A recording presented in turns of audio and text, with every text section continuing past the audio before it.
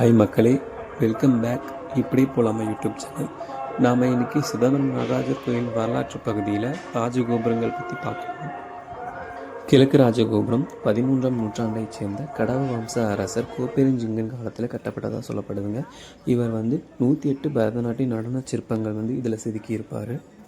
மேற்கு ராஜகோபுரம் சோழ பேரரசு காலத்தில் கட்டப்பட்டு விரிவுபடுத்ததாக சொல்லப்படுது. வடக்கு ராஜகோபுரம் 16ஆம் நூற்றாண்டைச் சேர்ந்த விஜயநகர பேரரசரான கிருஷ்ணதேவராயர் காலத்தில் கட்டி முடிக்கப்பட்டதாக சொல்லப்படுது.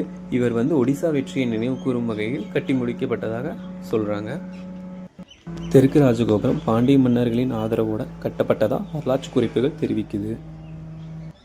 பரதநாட்டியத்திற்கு அரசன் சிதம்பரம் நடராஜர் அப்படிங்கிறதுனால இங்கே அவருக்கு பரதநாட்டியம் கற்றுக்கிட்டவங்க எல்லாருமே சமர்ப்பணம் பண்ணுவாங்க. அதனை பற்றின முழு வீடியோ பிளேலிஸ்ட்டில் அட்டாச் பண்ணியிருக்கேன். எல்லோரும் தவறாமல் பாருங்கள். நன்றி மக்களே.